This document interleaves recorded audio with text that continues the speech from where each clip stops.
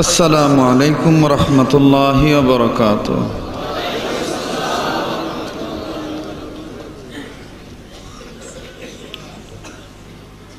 الحمد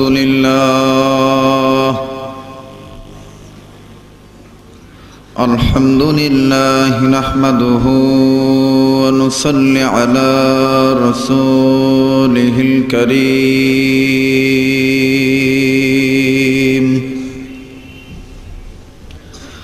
أما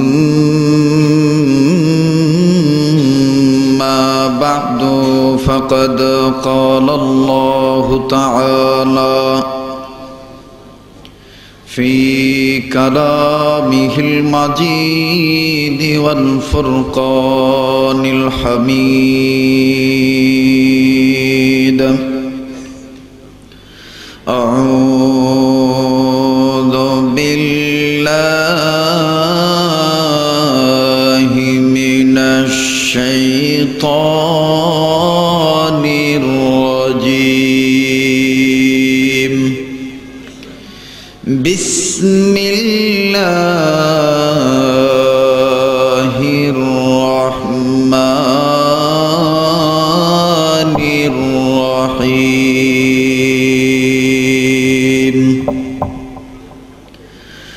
والله يدعو إلى الجنة والمغفرة بإذنه ويبين آياته للناس لعلهم يتذكرون. صدق الله العظيم.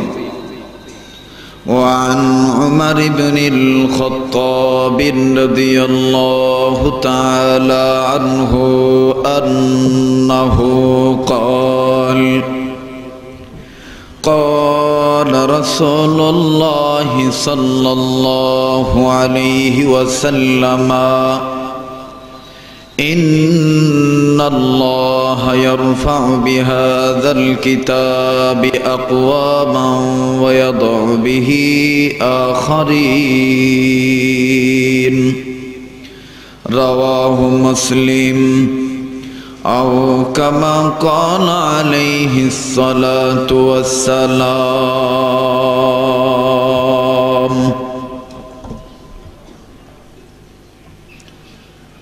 একদিন তোর মাটির দেহ থাকবে না রে হায়,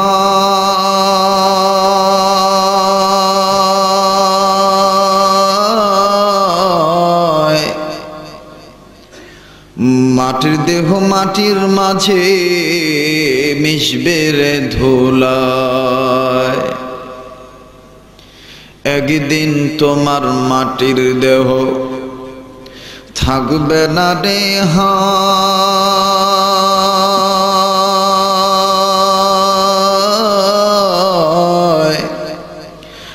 মাটির দেহ মাটির মাঝে মিশবে রে ধুলায়।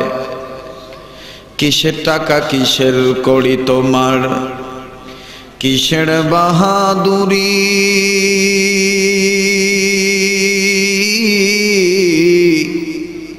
সঙ্গে তোমার কেউ যাবে না, পুরুষ কিংবা নারী। তুমি মানুষ যেদিন মারা যাবে, ছেলে কাঁদবে মেয়ে কাঁদবে, কেঁদে বলবে বা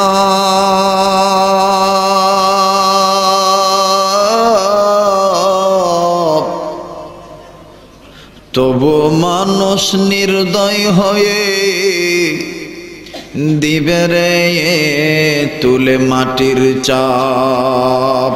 মালো আওলা দদবে মানা দুশ্মনাদ, মালো আওলা দদবে মানা দুশ্মনাদ, गरचे नज़दीक तो चश्मे के रोशनाद माल दुनिया खो के सारा रादेहान आखिरत पर हिज़गारे रादेहान इन्नमा अम्वालुकुम रायदगीर मालो मुल्की जहाँ बर्बादगीर के दिलो रे झिनुक मासे मुक्तामणि हार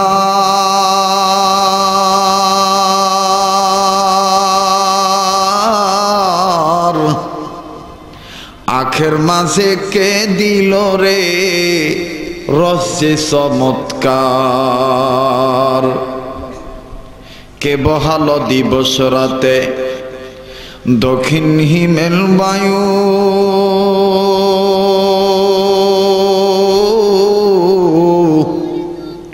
कोथा थेके पेले रे तुई मानुष तोर जीवनेर आयु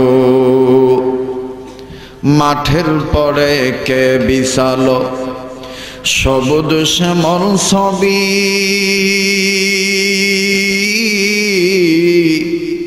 सकाल बेलाय के उठाय रे आबिर रंगा रवि नदीर बुके के दिलो रे कलो कलो तान पाखिर कण्ठे के दिलो रे मिष्टि मधुर गान चिंता करे देखो मानुष एसबই হলো আল্লাহ তাআলার দান সবাই কালেমা পড়েন লা ইলাহা ইল্লাল্লাহ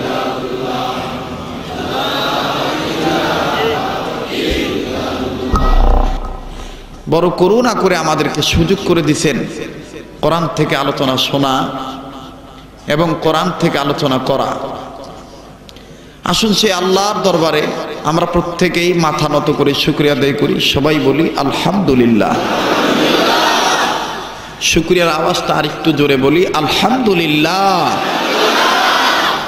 এবার সেই বিশ্বনবী দরুদ সালাম পাঠ করি যিনি ডাক্তারদের ডাক্তার যিনি মাস্টারদের মাস্টার কিয়ামতের ময়দানে যিনি হয়ে যাবেন নাজাতের রাহবার আল্লাহ পাক যাকে করে দিবেন শাফায়াতের জামিনদার রব্বুল আলামিন যেই মহান নবীকে হাদিয়া দিয়ে ধন্য করবেন শরাবে কাউসার সুবহানাল্লাহ বলেন যিনি সেনার সেনাপতি যিনি দলের দলপতি যিনি ছিলেন মদিনার রাষ্ট্রপতি যিনি সৃষ্টির মূল হাবিব রাসূল মদিনার বুলবুল বৈজ্ঞানিকের ভিতরে যিনি শ্রেষ্ঠ বৈজ্ঞানিক দার্শনিকের ভিতরে যিনি হলেন শ্রেষ্ঠ দার্শনিক মানবতার জন্য যিনি হয়ে গেলেন করুণার প্রতীক আল্লাহ পাক যার উপরে নাজিল করে দিলেন আলোকোজ্জ্বল স্পষ্ট প্রদীপ আসুন সেই দয়ার নবীর পক্ষে বাংলার এই প্রান্ত থেকে মদিনার ওই প্রান্তে আশিক রাসূল হয়ে আমরা উচ্চ কণ্ঠে উচ্চ আওয়াজে দুরূদ ও সালাম পাঠ করি আমরা সকলেই বলি সাল্লাল্লাহু আলাইহি ওয়াসাল্লাম এতগুলো মানুষ কিন্তু দুরূদ শরীফের দিকে কেমন জানি আওয়াজ কোথায় যেন কার্পণ্যতা হচ্ছে এজন্য সকল প্রকার কৃপণতা ছেড়ে দিয়ে উচ্চ কণ্ঠে আমরা সকলেই মহাব্বতান আরেকবার দুরূদ শরীফ পাঠ করি সকলেই বলি সাল্লাল্লাহু আলাইহি ওয়াসাল্লাম যেহেতু এই কালিয়াকর বাজার এই প্রপার এলাকায় এটা আমার প্রথম পদার্পণ this is my first arrival Kaliakair proper city town city এজন্য সবকিছুর শুরুতে স্টার্টিং পয়েন্টে আমি জানতে চাচ্ছি বাবারা ভাইরা আমার আপনারা কেমন আছেন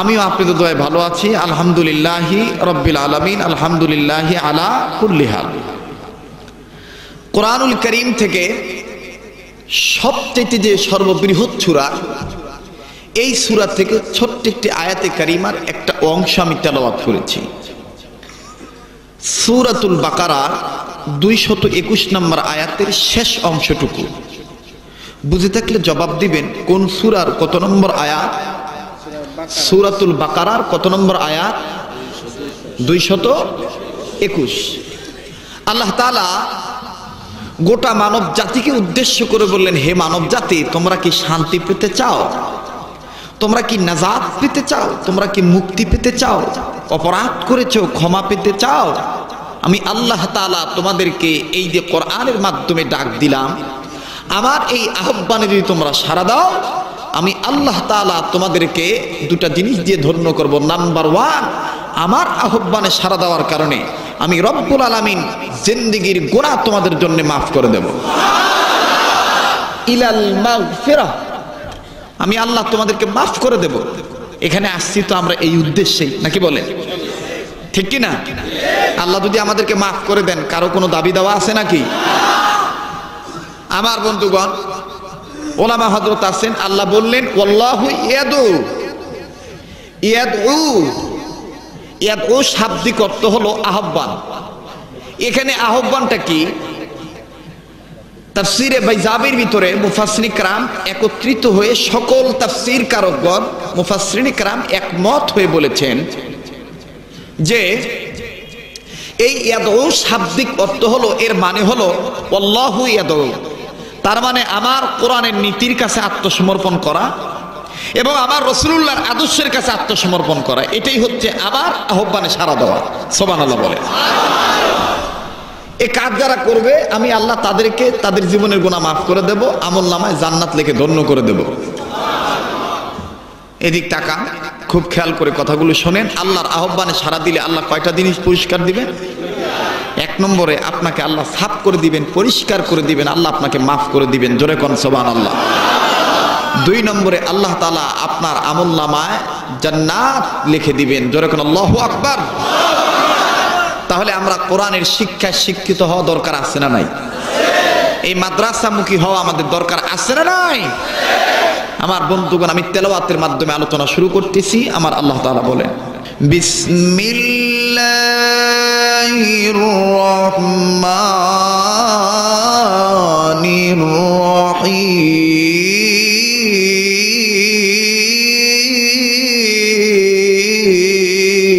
আল্লাহু আকবার। কোরআন তেলাওয়াত ভালো লাগে? হ্যাঁ, একবার আমার বন্ধুগণ, যদি এটা পূজা হয় তাহলে হেরা ঠুকে দেবো গা, এটা জানেন না। যদি কেউ বেড ধরে যে হুজুরের ওয়াজ করতে দিতাম না, একবার আমার একটা কথা কই 2 মিনিটে, মন খারাপ করেন না। বলমুনি নাকি বয় আছে? টাঙ্গাইল ঘাটাইলে আমার একটা মাহফিল, তো এহানো কীর্তন, এহানো আমার ওয়াজ। হেই গেটও যেমন, ওয়াজের গেটও এমন। তো ওয়াজের শ্রোতারা আগে ভুলে হেডের মধ্যে ঢোকে। তো পাবলিক আইসা আমার কইতেছে, হুজুর এই শ্রোতা আগে হেডের জায়গা ভুলো। আমি কই চিন্তা করেন না, হ্যাঁ করে আমগো দল নিয়ম। কইটা কেমনে? আমি কই দেখেন না, একটু ধৈর্য ধরেন। কায়দা করে ওরা যে কীর্তনে টান দিছে, এটা তো জানে না যে মোল্লা হলো আলাদা মোল্লা।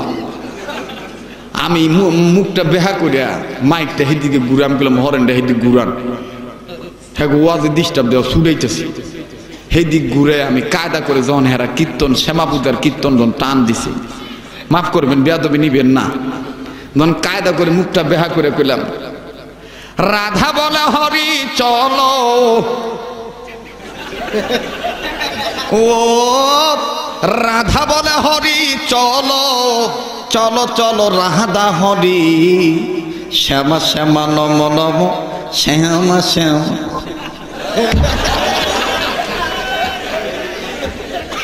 আসল কাজ ওখানে হেরা কইবে আবার কি মোল্লাই দেখলো কেমনে।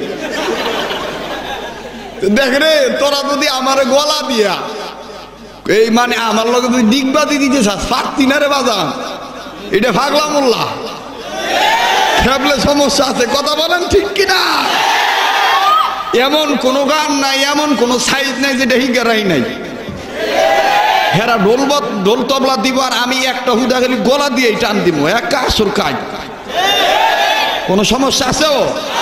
বাতিলের কাছে মাথা নত করতে রাজি আছি আমরা? কোন রাজি নেই। এবার জবাব দিবেন, কোরআনের পক্ষে আমরা না বিপক্ষে? কোরআন তেলাওয়াত শেষে আল্লাহু আকবার আসতে বলবো না জোরে বলবো? ভাইরা আমার, দুনিয়ার গান যত মজা হোক, 3-4 বার শোনার পর বিরক্তি ভাব আসে, কিন্তু খোদার কালাম 1 কোটি বারও যদি শোনেন কোনো বিরক্তি ভাব আসবে না, খালি মজাই লাগবো। জোরে কোন সুবহানাল্লাহ। অত ভেড়া যত জোরে ভারে বলিউম দেও, আমি যত জোরে ভারি কোরআনে টান দেই, দেখি কেডাই জিতে। আপনারা সই থাকেন, রাজি আছেন তো ইনশাল্লাহ? কেডাই কেডা রাজি আছেন? 2 হাত তুলে দেখান। নারে তাকবীর,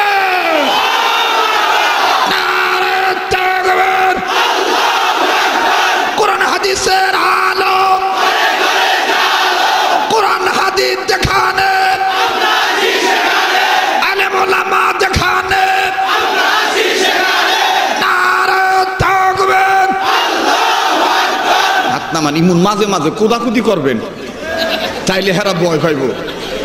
আর যদি একবার নিজুম ওয়াজ হনেন তাইলে এটা মুসিবত হয়ে দাঁড়াইব। ঠিক আছে না ভাই? একেবারে ঠিক আছে। জীবনে আই নাই হয়তো আর জিন্দিগিতে আমার কালিয়া কর নাও আনতে পারেন, তো না আনলেন সমস্যা নাই, বালা কামলা হইলে কাজের অভাব নাই। শ্রোতা ঠিক আছে? মাশাআল্লাহ, কয় কি কয় শ্রোতা ঠিক আছে। মোটামুটি ঘন্টা গাড়ি সময় দিতে রাজি আছেন না বাবা? যে শুরু করলাম। আমার আল্লাহ কোরআনুল কারীমের মাধ্যমে গোটা জাতিকে ডাক দিলেন, বিসমিল্লাহির রহমানির রহিম।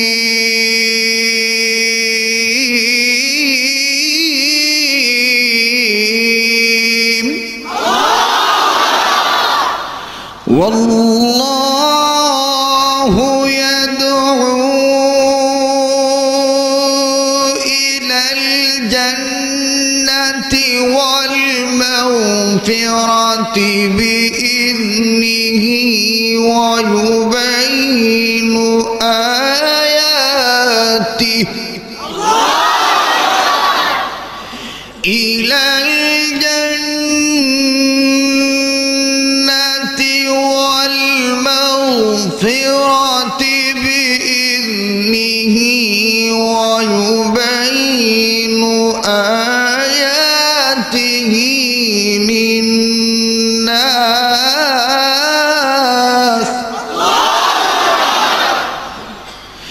লিন-নাস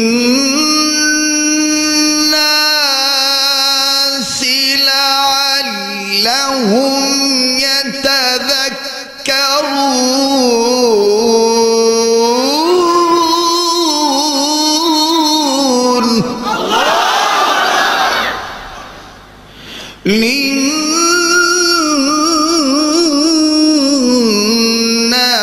লিন-নাসি লাআল্লাহুম ইয়াতাযাক্কারুন।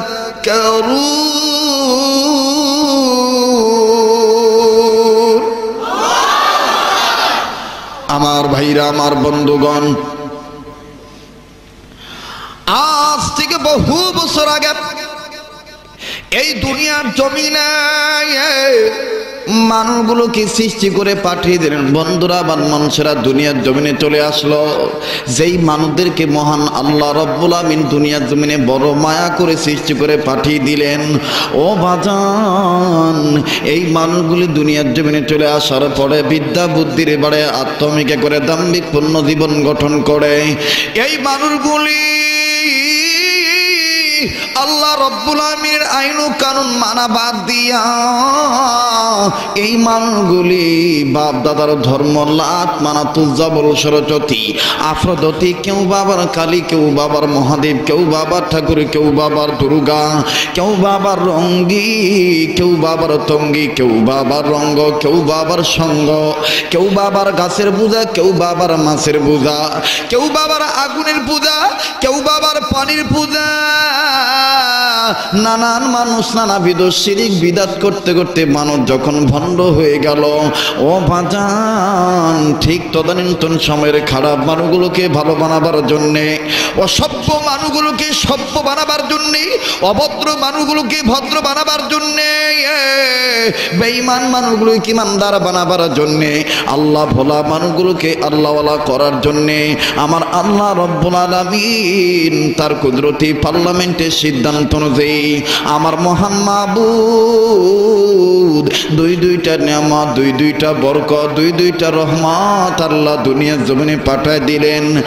এক নম্বরে বিশ্ব নবী মুহাম্মদ সাল্লাল্লাহু আলাইহি সাল্লাম, দ্বিতীয় নম্বরে নবীর উপরে নূর নামক 30 পারা কোরআন আমার আল্লাহ নাজিল করে দিলেন। জোরে বলেন সুবহানাল্লাহ। ও আমার বাপ ভাইরা, আরো জোরে বলেন সুবহানাল্লাহ। আল্লাহ ডাক দিয়ে বললেন, নবীজি তামাম পৃথিবীর মানুষগুলোকে আমার পক্ষ থেকে জানিয়ে দেন, নবী গো,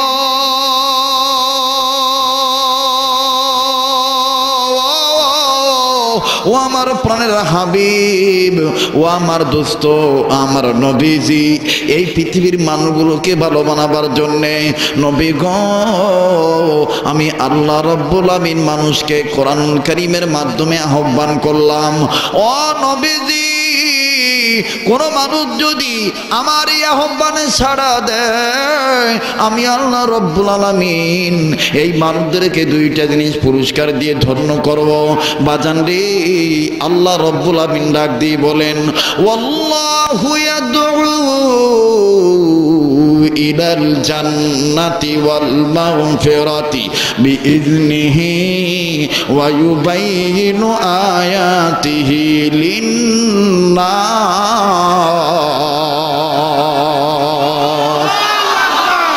আল্লাহ ডাক দিয়ে বললেন, নবী গো, মানুষ রূপে যারা জন্ম নিয়েছে এই মানুষগুলো যদি আমার আহ্বানে সাড়া দেয়, নবী গো আমি আল্লাহ রব্বুল আমিন এই মানুষদের জীবনের গুনাহগুলি মাফ করে দেব, আমলনামায় জান্নাত লেখে ধন্য করে দেব। চিৎকার দিয়ে বলেন সুবহানাল্লাহ। এ কালিয়াকর থানার বাপ ভাইরা রে আমার, গাজীপুর ডিস্ট্রিক্টের বাপ ভাইরা, টাঙ্গাইল থেকে আগত আমার বাপ ভাইরা, কোনো দিকে নজর দিবেন না, দিলখানা নরম করে দিবেন। আপনি কেন মাওলার আহ্বানে সাড়া দিবেন না? বাবাজি দেখেন, মাওলার আহ্বানে সাড়া দিলে আমার আল্লাহ তাআলা কেমন করে কোন ফজিলত দিয়ে আপনাকে ধন্য করে দিবে। মুসলমান ভাইরা রে আমার, রব্বুল আলামিন ডাক দিয়ে বললেন, নবী গো মানুষ কেন আমার আহ্বানে সাড়া দিবে না? এই মানুষদের মঙ্গলের জন্য আমি রব্বুল আলামিন আমার পক্ষ থেকে দুইটা জিনিস পাঠাই দিলাম। নবী গো আমার ভাইরা, আজে বাজে কোনো বক্তব্য দেওয়ার জন্য জায়গায় আসি নাই। অনেক ওলামায়ে কেরাম এই জায়গায় আছেন। বাজান রে, আমার আল্লাহ ডাক দিয়ে বললেন, নবী গো মানুষ রূপে যারা জন্ম নিয়েছে এই মানুষদের মঙ্গলের জন্য আমি রব্বুল আমিন আমার পক্ষ থেকে দুইটা জিনিস পাঠাইলাম। সূরাতুন নিসা আয়াত নাম্বার 174 নম্বর আয়াত। আমার আল্লাহ ডাক দিলেন এইভাবে, ইয়া আইয়ুহান নাসু ক্বাদ জাআকুম বুরহানুম মির রাব্বিকুম ওয়া আনজালনা ইলাইকুম নূরাম মুবিনা।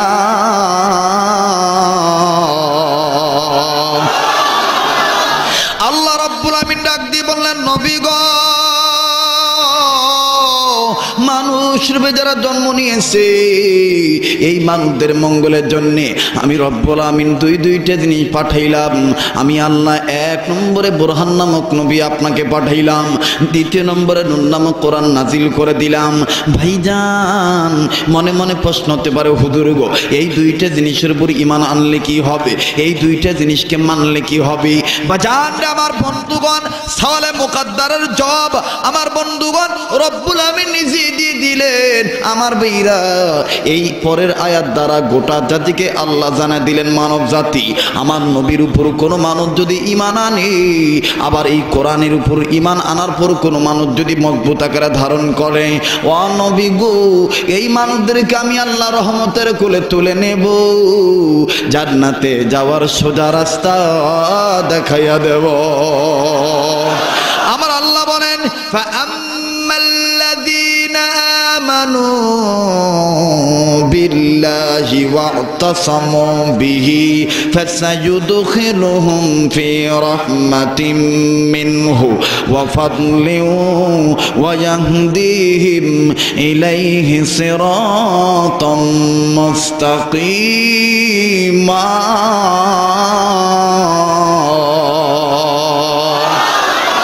বেদার হচ্ছেন? অশান্তি লাগতেছে? কোনো টেনশন আছে মনে? আমার ভাইরা, আমার বন্ধুগণ, আল্লাহ বললেন নবী গো, এই কোরআনের উপর কোন মানুষ যদি ঈমান আনে এবং আপনি নবীর উপর কোন মানুষ যদি ঈমান আনে, ঈমান আনার পরে ফাআম্মাল্লাযিনা আমানু বিল্লাহি ওয়া তাসামু বিহি, কোন মানুষ যদি মজবুত আকারে ধারণ করে, নবী গো আমি আল্লাহ রব্বুল আমিন এই মানুষদেরকে রহমতের কোলে তুলে নেব। ও বাজান, এবার দেখেন আমার আল্লাহ রব্বুল আমিন কোন মানুষটাকে রহমতের কোলে তুলে নিলেন। বাজান রে, আপনি কেন নিজের সন্তানকে আলেম বানাবেন না? কেন আপনি হাফেজ বানাবেন না? কেন আপনি দিনদার বানাবেন না? কেন ইমানদার বানাবেন না? মুসলমান ভাইরা রে, আমার বন্ধুগণ, নাম আপনারা শুনেছেন আব্দুল্লাহ ইবনে আব্বাস রাদিয়াল্লাহু তাআলা আনহু। বাবাজি, মাওলা রব্বানে সারা দিলে আমার মাওলায়ে কারীম বান্দাকে রহমতের কোলে তুলে নিবি। দেখেন কেমন করে রহমতের কোলে তুলে নেয়। ও বাজান, আমার বন্ধুগণ, যিনি একজন রাইসুল মুফাসসির, আমার ভাইরা আব্দুল্লাহ ইবনে আব্বাস রাদিয়াল্লাহু তাআলা, উনি ওনার স্ত্রীর সাথে যখন রাত্রে আমার বন্ধুগণ ঘুমের ঘরে গেলেন, ভাইজান ঘুমের ঘরে যাওয়ার পরে আমার ভাইরা, আমার বন্ধুগণ, রাত্র যখন গভীর হয়ে গেছে, এবার এই সাহাবী আমার বন্ধুগণ ঘুম থেকে উঠেছে, বিবি পাশে শোয়া। ভাইজান, এই আল্লাহর বান্দা ডুকরে ডুকরে কান্দে। স্ত্রী ডাক দিয়ে বললেন, স্বামী আমার, আপনি কাঁদেন কেন? কেন আপনি কাঁদেন গো, বলেন তো দেখি। ডাক দিয়ে বললেন, বিবি রে, আমি কাঁদতে দিয়ে আমার কান্দার কারণ হইল আমার বাবা আমাকে ডাক দিতেছে, আমার বাবা আমাকে ডাক দিতেছি, আমার মৃত বাবা আমারে হাত ছানি দিয়ে ডাকতেছি, আমি এই কারণে কান্না কাড়ি করতেছি। বিবিরি, আমার বাবা যখন আমাকে ডাক দিতেছে, মনে হয় আমি দুনিয়াতে বেশি দিন আর টিকবো না, দুনিয়াতে আমি আর বেশি দিন থাকবো না। এবার আস্তে করে সাহাবী ডাক দিয়ে বললেন, বিবিরি, তোমার গর্ভে যে আল্লাহ সন্তান দান করেছেন, জানি না এ সন্তান ছেলে হবে না মেয়ে হবে, তবে শুনে নাও, শুনে নাও, তুমি আমাকে একটা ওয়াদা দিতে পারবানি? ডাক দিয়ে বললেন, স্বামী গো, কি ওয়াদা আপনি নিবেন বলেন না? এবার ডেকে ডেকে বলতেছেন, বিবিরে, ওয়াদা হলো, জানি না ছেলে হবে না মেয়ে হবে, তবে ওয়াদা করো। আমি তোমার কাছে বলে গেলাম, দুইটা কথা আমি তোমাকে বলতেছি, আমি যদি মারাই যাই, আমার লাশের জানাজার ইমামতি একজন মুরব্বী মানুষকে করতে বলবা, একজন মুরব্বী সাহাবীকে করতে বলবা। ও বিবি, আমি তোমাকে বলে গেলাম, তুমি শুনে নাও। এটা হলো আমার এক নম্বর কথা। দ্বিতীয় নম্বর কথা হলো, আমার এই সন্তান ছেলে হবে না মেয়ে হবে জানি না, কিন্তু আমার হাতে হাত রেখে প্রমিস করো, শপথ করো, ওয়াদা করো, এই সন্তানকে আল্লাহ যেই সন্তানই দেন না কেন, এই সন্তানকে কোরআনুল কারীমের খাদেম বানাইবা। ওয়াদা দাও, জোরে কোন মারহাবা।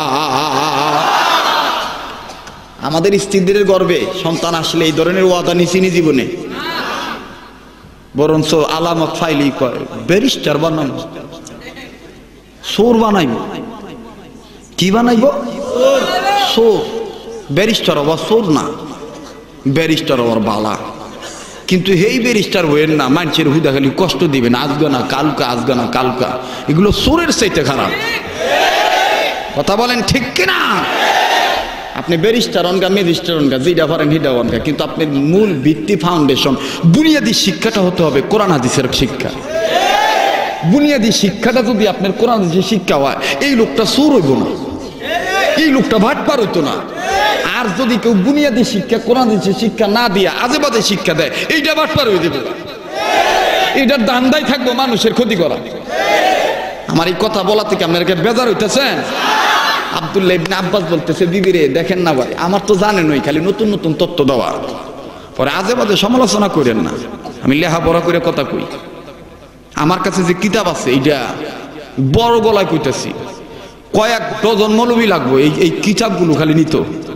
এইটা আমি বিদেশ থেকে আনাইছি, কেরে আমি খুঁজা দেখছি বাংলাদেশের বক্তাদের ভিতরে কোনো ওয়াজটা নাই, সেই ওয়াজটা আমার বাইর করতে হইব, নাহলে তো মার্কেট টিকতো না।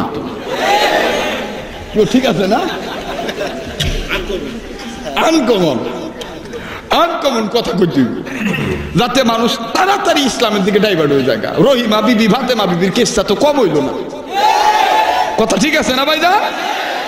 ডিজিটাল জামানা, ডিজিটাল ওয়াজের দরকার। ওই নেহায় নাহে কান্দা ফানির ওয়াজ বাদ দেন, একটু ডিজিটাল ওয়াজ করেন। মৌলবীদেরও দেখা দেওয়া দরকার, হেরা খালি ইংরেজি একলা জানে না, আমরাও ইংরেজি জানি, কথা বলেন ঠিক কিনা? মোল্লারা কি ভাই হুদা খালি মোল্লা গো মসজিদ পর্যন্তই দৌড়, গাদায় কয় মোল্লা গো দৌড় মসজিদ পর্যন্ত, চোরাই কয় কি বছরের পর বছর টেকনাফ থেকে তেঁতুলিয়া, সুন্দরবন থেকে বান্দরবন, এরপরও বিদেশে যাওয়া শুরু করলাম, মহরও দৌড়ায় শেষ করতে পারি না। হ্যাঁ কয় মোল্লার তোর মসজিদ গুলো চোর, কথা বলেন ঠিক কিনা? এটা চোরার ঘরে চোরা, রাগ করতেছেন আপনারা? মোল্লা মৌলবী দেখলে যদি কারো গাও জ্বলে মনে করবেন এটা চোর। এটা কি?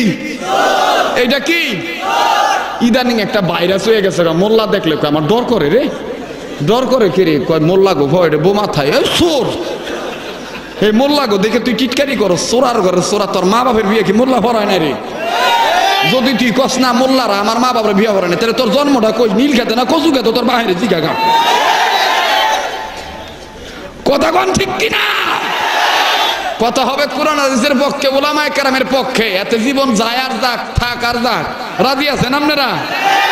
নাকি ওখানে আয়া যদি খালি কয় ওয়াজ বন্ধ করেন যাইবেন গা তোর ভাইয়া? হ্যাঁ হাঁটা লইবেন?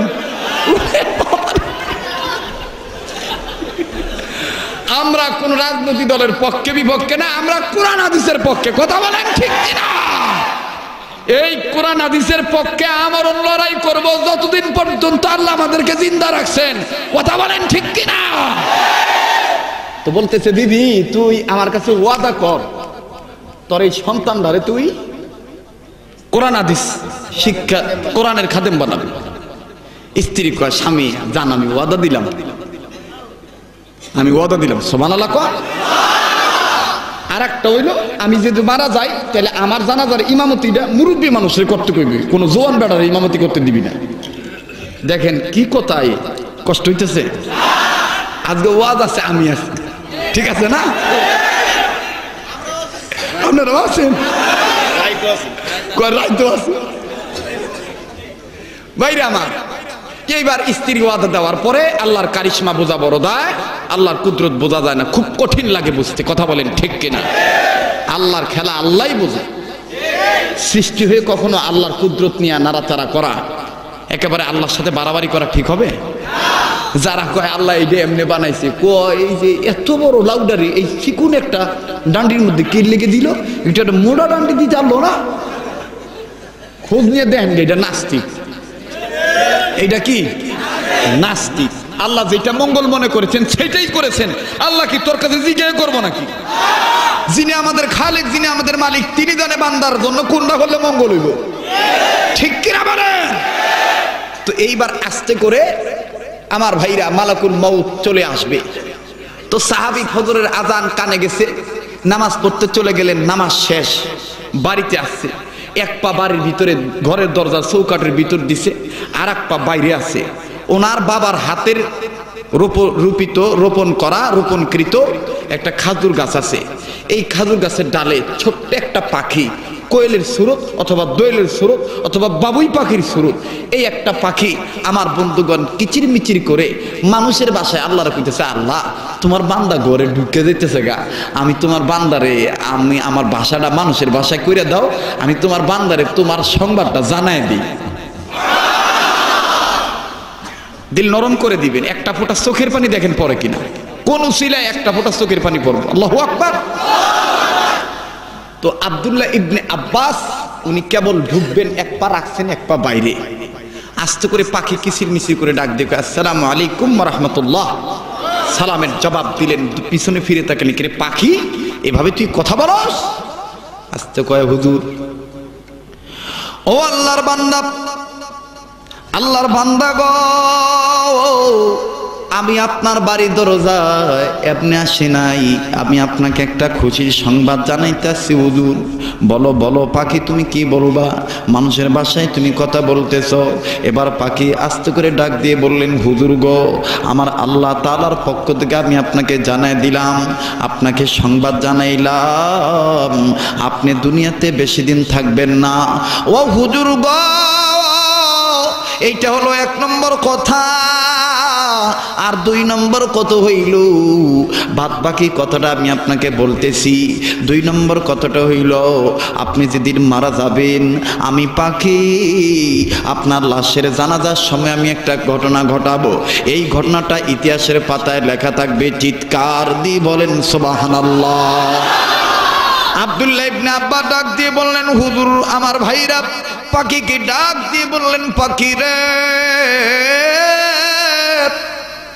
এটা আমার দ্বিতীয় কথাটা, মৃত্যুর পরে আমি এটা জানতেও চাই না, জানতেও পারবো না। তবে পাখি 1 নম্বর যে কথাটা বললা, আমি দুনিয়াতে বেশি দিন থাকবো না, এটা তোমার বলা লাগবে না। আমার বাবা যখন আমাকে রাত্রে ঘুমের ভিতরে ডাক দিয়েছে, ঠিক তখনই আমি বুঝতে পারছি মালাকুল মউত আমার বাড়ির চতুর্দিকে ঘোরাঘুরি করতেছে। আমার ভাইরা, কোন মানুষ যদি স্বপ্নে দেখে আপনার কোন নিকটাত্মীয় মরা মানুষ জিন্দা হয়ে আপনাকে ডাকতেছে, তাইলে আপনি বুঝে নিবেন এই স্বপ্নের ব্যাখ্যা হলো আপনার হায়াত কমে গেছে, অচিরে আপনার মৃত্যু চলে আসবে। আমার ভাইরা, মরণের দরজায় আপনার পা রাখতে হবে। মুসলমান ভাইরা রে আমার, দিলখানা নরম করে দিবেন। এবার আব্দুল্লাহ ইবনে আব্বাস রাদিয়াল্লাহু তাআলা আনহু উনি এই কথাটা পাখিকে বলার পর পাখি ডাক দিয়ে বললেন, হুজুর গো, আমি আল্লাহর পক্ষ থেকে এই কথাটা আপনাকে বলার জন্য আসছি, আমার মাওলা আমাকে পাঠাইলেন। আমার ভাইরা, এবার আব্দুল্লাহ ইবনে আব্বাসের কাছ থেকে বিদায় নিয়ে পাখি চলে গেলেন। ও বাজান, আল্লাহর বান্দা দুনিয়া থেকে বিদায় নিলেন। আমার ভাইরা, এবার স্ত্রী চোখের পানি মুছে ডাক দিয়ে বললেন, মাওলা, এই আমার এই স্বামী সন্তানের মুখ থেকে বাবা ডাক শুনতে পারলো না। ভাইজান, এবার আস্তে করে গিন্নি কান্নাকাটি করতেছে, আর স্বামীর আমার বন্ধুগণ কথা পালন করার জন্যে আমার ভাইরা পর্দা পালন করে একটা দৌড় মেরে তাড়াহুড়া করে মুরব্বী মানুষকে ডাক দিয়ে বলেন, হুজুর গো, আমার স্বামী 2টা কথা বলে গেছে। 1 নম্বরে, আমার স্বামীর লাশের জানাজার ইমামতি কোন যুবক মানুষ করতে পারবে না, মুরব্বী মানুষকে আমার স্বামী ইমামতি করার জন্য বলছে। 2 নম্বর কত হইল, আমার সন্তানটাকে আমার স্বামী কোরআনের খাদেম বানাইতে বলে গেছে। আমার ভাইরা, এবার মুরব্বী সাহাবী আস্তে করে ডাক দিয়ে বললেন, ও সাহাবীরা রে, তোমরা জলদি করে লাশটা গোসল করাও, এখন জলদি করে আমরা লাশের ইমামতি করব, জানাজার ইমামতি করব, আমি ইমামতির মাধ্যমে লাশটাকে দাফন কাফন সম্পন্ন করা হবে। ও বাজান, এইবার একজন মুরব্বী মানুষ যখন দাঁড়াইলেন, সমস্ত সাহাবীরা কাতার সোজা করলেন। খুব খেয়াল করে শুনেন, মাওলার ডাকে সারা দিলে মাওলায় দেখেন কেমন করে রহমতের কোলে তুলে নেয়। ও বাজান রে, এবার আল্লাহর বান্দা যখন ইমামতি করবেন, হঠাৎ করে পিছন দিক থেকে পিছনের কাতারের লোকেরা ডাক দিয়ে বললেন, হুজুর গো, আপনার কাছে আমাদের একটা আরজি, আপনি ইমামতি নামাজের নিয়ত আপনি পরে বাঁধেন, আগে আকাশ পানে তাকায় দেখি, ওই দেখেন কেমন ধরনের একটা বড় পাখি লাশ বরাবর নেমে আসতেছে। চিৎকার দিয়ে বলেন মারহাবা। ওই যে পাখি বলেছে, আপনি মৃত্যুর পরে আপনাকে নিয়ে আমি পাখি একটা ঘটনা ঘটাবো, যেই ঘটনাটা ইতিহাসের পাতায় লেখা থাকবে। আল্লাহু আকবার। আমার ভাইরা, আমার বন্ধুগণ, এবার আল্লাহর বান্দা আস্তে করে ইমামতি না করিয়া সকল মানুষ আমার বন্ধুগণ আকাশ পানে তাকাইলেন। আকাশ পানে যখন নজর করলেন, দিন বাবাজিরা আমার কোনো দিকে নজর নাই। আকাশ পানে যখন নজর করলেন বিরাট ধরনের একটা হলুদ বর্ণের পাখি আস্তে করে আমার ভাইরা পাখা নাড়ায় নাড়ায় যখন নামতেছে, ও মুসলমান ভাইরা রে, এই পাখা বাড়ি দিয়া ড্রপ দিয়া যখন নিচে নামে গো, সমস্ত সাহাবীরা ডাক দিয়ে বললেন হুজুর, কেউ তরবারি বাইর করে বললেন হুজুর অনুমতি দেন, এই তরবারিটা দিয়ে আমি পাখিকে দ্বিখণ্ডিত 2 খণ্ড করে দেব। মুরব্বী মানুষ আস্তে করে ডাক দিয়ে বলতেছেন না না, খবরদার, রক্ত গরম করা যাবে না। এই দেখেন ওই যে বেচারা বলে গেছে কোন জোয়ান মানুষকে ইমামতি করতে দিও না, মুরব্বী মানুষকে দিও। এখানে যদি যুবক মানুষ ইমামতি করত তাহলে যুবকের রক্ত গরম, মুসল্লিরাও যুবক, ইমামও যুবক, ইমাম যুবক অনুমতি দিয়ে দিত, দে কল্লাটা ভালা দে। কথা বলেন ঠিক না বেঠিক? আমার ভাইরা, আল্লাহর ওলিরা মৃত্যুর পূর্বে সব খবর জেনে যায়। কথা বলেন ঠিক না বেঠিক?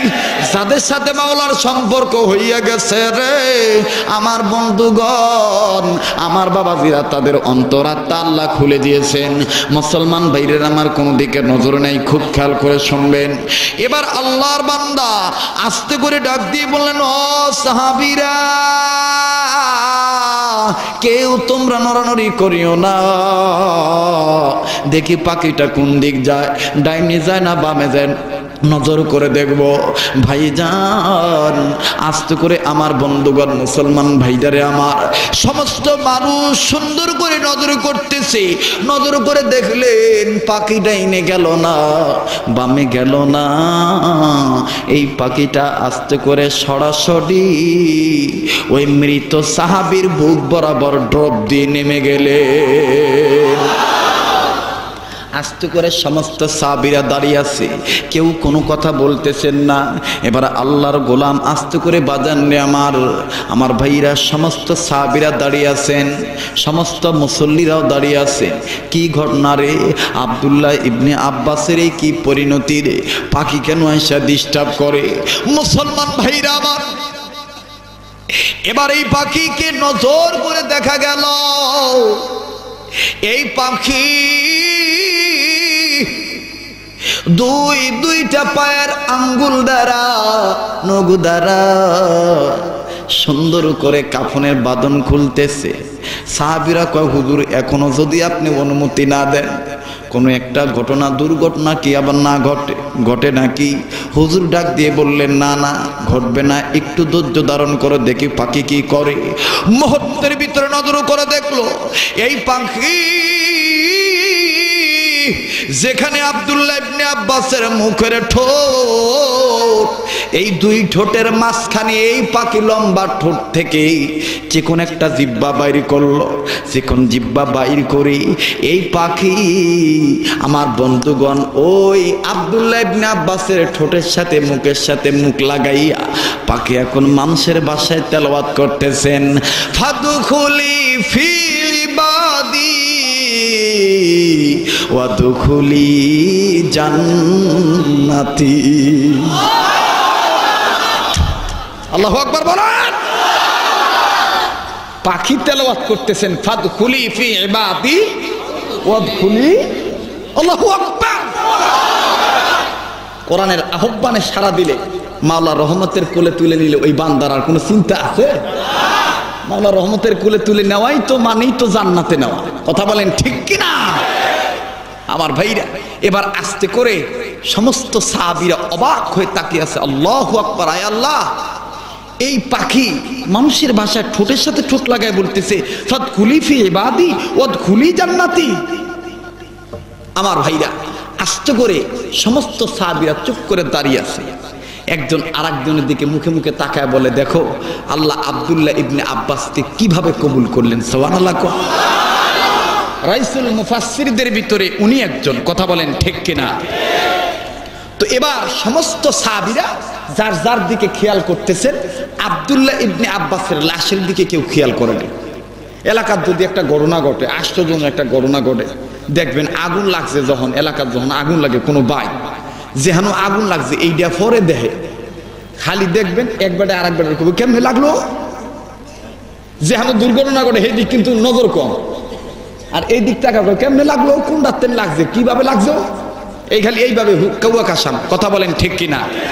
তো সাহাবীরা ওনারা বলতেছেন যে ব্যাপার কি, কিভাবে এই ঘটনা ঘটলো, আল্লাহ তাকে কিভাবে কবুল করলেন, কোন কারণে করলেন। এইভাবে বলতে বলতে বলতে বলতে একজন আর একজনের দিকে তাকাইছে। আব্দুল্লাহ ইবনে আব্বাসের দিকে কারো নজরও নাই। হঠাৎ করে একজন সাহাবী ডাক দিয়ে কয়, হুজুর খবর নিয়ে দেখছেন পাখি তো আর দেখা যায় না। পাখি কি কথাটা বলে গেছে, ফাদখুলি ফি ইবাদি ওয়াদখুলি জান্নাত। হুজুর পাখি তো আর দেখা যায় না। এবার সমস্ত সাহাবীরা আস্তে করে ইমাম সাহেবকে বলতেছে, হুজুর পাখি গেল কই? ইমাম সাহেব কয়, চিন্তা করো না, দেহ তো খাটের তলে আসেনি, কাহরের ডাইন সাইডে আসেনি, বাম সাইডে আসেনি, গেল কই গেল কই? তালাশ করতে করতে করতে করতে করতে করতে আমার ভাইরা একজন সাহাবী পিছন থেকে লম্বা গলায় মোটা গলায় ডাক দিয়ে কয়, হুজুর পাখির এইভাবে তালাশ করলে ভাইবেন না, আমি নিজে দেখছি পাখি কাফনের ভিতরে ঢুকছে। একটু জোরে কর না সুবহানাল্লাহ। কি মজার কথা আসতেছে দেখেন, রাত্র যত গভীর হবে তত মজার খালি তত আইতুই থাকবে, ঠিক আছে না? হুজুর আমি নিজে দেখছি পাখিটা এই কাফনের ভিতরে ঢুকছে। সমস্ত সাহাবীরা বলতেছেন, এখানে আমরা এত মানুষ আছি, আমরা কেউ দেখলাম না, আর তুমি দেখলা মানে? তখন এই সাহাবীটা দাম্ভিক, এটা আল্লাহকে খুশি করার জন্য বলছে, নবীকে খুশি করার। কিছু কিছু সময় অহংকার করা জায়েজ আছে। কবির হুজুর কেমন? বাতিলের সাথে হক হইয়া অহংকার করা জায়েজ। হ্যাঁ বাতিল, আমি হক, বাতিলের কাছে আমি মাথা নত করে কেন চলবো? আমি বুক ফুলাইয়া সিনা টান টান করে চলবো, আমি হক পন্থী, কথা বলেন ঠিক কিনা? এখানেও অহংকার করা জায়েজ আছে। কিছু কিছু বাইক চুরি করে খাওয়া জায়েজ আছে। জামাই যদি হৌর বাড়ি চুরি করে খায় সমস্যা নাই। কিছু কিছু জায়গায় মিথ্যা কথা কওয়া জায়েজ আছে। কবিন হুজুর এটা কোন জায়গা? জামাই যদি বউর মনোরঞ্জনের জন্য, খুশির জন্য বউকে একটা শাড়ি 2000 টাকা দিয়ে কিনে নিয়ে যদি কয়, জানো তামান্ডা মার্কেট ঘুরে দেখছি ইমন শাড়ি আর নাই। এরপরে জিগাইলাম কত দাম? কয় এই 4000। এরপরে আমি কইলাম এইটা আমার খুব পছন্দ হয়েছে, আমি 3800 টাকা দিয়ে নিয়ে আইছি, দেখো আমার তোমার কত ভালোবাসি। আমার রাসূল কয় এইটা জায়েজ আছে। এখনো আল্লাহর ফেরেশতারা গুনাহ লেখে না, সুবহানাল্লাহ। স্বামী স্ত্রী দাম্পত্য জীবনে সুখের দরকার আছে না নাই? আমার ভাইরা স্বামী স্ত্রীর সাথে কেমনে ব্যবহার করবো এইটা কোরআন যদি শিক্ষা দেন তাহলে ভাইবেন কোন হুজুর বউ হিডায়? প্রকৃত হুজুর কোনোদিন বউ হিডায়ও? বউ হিডায়? আলেম পরিবারে কোনোদিন ঝগড়া ফাসাদ আছে? কারণ এরা কোরআন হাদিস লেখাপড়া করছে, এদের জানা আছে বউকে মোহাব্বত করবেন না। তুই মহিলারা ওয়াজ শুনতাছে না ভাই? ওয়াজ শুনতাছে তো মহিলাদের পক্ষে কিছু কথা কওয়া দরকার আছে না নাই? মা বোনদেরকে বেশি বেশি মোহাব্বত করবেন। এই যে আমি তো প্রায় কই, এই যে কমলার সিজন, আপেলের সিজন ওখানে আছে, আপনি কিছু কমলা আপেল কিনা নিয়ে যাইবেন, নিজে চুল্লা খাইবেন, ময়নার মায়ের মুখে তুলে দিবেন, আর মাঝে মাঝে করবেন, ময়নার মা আমি না তোমার খুব ভালোবাসি। দেখবেন ময়নার মা আপনার যে কত খুশি হইব। যদি আপনি বাংলায় কইতো লজ্জা পান, ডিজিটাল যুগ, ইংরেজিতে করবেন আই লাভ ইউ। দেখবেন হ্যাঁ গোসলের পানি তুলে দিব, আপনি ঠ্যাং টিপে দিব, মাথার তেল দিয়ে দিব, কাপড় ধুয়ে দিব, কথা বলেন ঠিক কিনা? আমার রাসূল এটা স্ত্রীর সাথে ভালো ব্যবহার করেছে, এটা জায়েজ আছে না নাই? নাকি বউ ফিরানো জায়েজ? মহিলারা যে কত খুশি হয়েছে, বিশ্বাস না করলে যায় দেখেন এক বেডি আর এক বেডির দাগ খাইতেছে আর কইতেছে এই হুজুর দেখা দেয় খুব ভালো রে। আমরা মায়ের পেট থেকে জন্ম নিয়েছি, মায়েদের পক্ষে কথা বলা দরকার আছে না নাই? নবীর মহাব্বতের মাহফিল আসতে পারলা না, তোমার মতন পড়া কবেন নাকি আর দুনিয়াতে কেউ নেই রে বাবা।